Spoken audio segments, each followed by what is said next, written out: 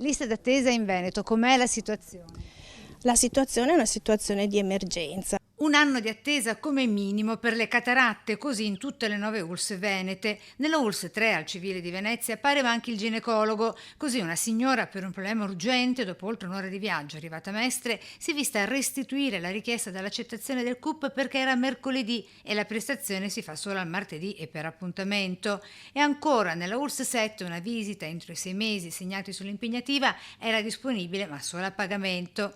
Soltanto alcune delle testimonianze riportate ai sindacati nell'indagine condotta da marzo a maggio corrente sulle 9 ULSS regionali sui tempi d'attesa per visite ed esami specialistici cercando di prenotare tramite CUP. Il 69% del campione da noi intervistato, che è di oltre 3.000 persone, non è riuscito a prenotare al CUP.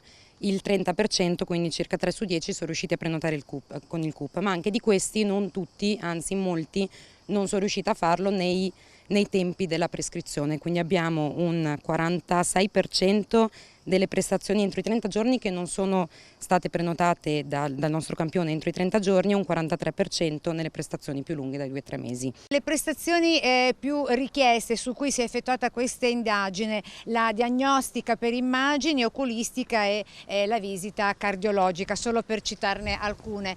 7 le persone su 10 in lista d'attesa perché non sono riuscite a prenotare tramite CUP. Maglia nera la ULSS 4 del Veneto orientale con l'81%, seguita a ruota dalle vicentine della 8 Berica e 7 Pedemontana, rispettivamente 78 e 76%, con l'ex equo della 6 Eugania e 3 Serenissima, 71%, staccate di un punto dalla ULSS 2 Marca Trevigiana. Tra l'altro un quarto non sa neanche che, cioè o non è stato messo nelle liste d'attesa o non lo sa, non l'ha capito. Con le prestazioni che finiscono così per essere prenotati a pagamento in strutture pubbliche o private, mentre il 59% degli intervistati attende ancora di essere richiamato dalla ULSS, in questo caso maglia nera alla ULSS 2 Marca Trevigiana, seguita dalla 7 Pedemontana.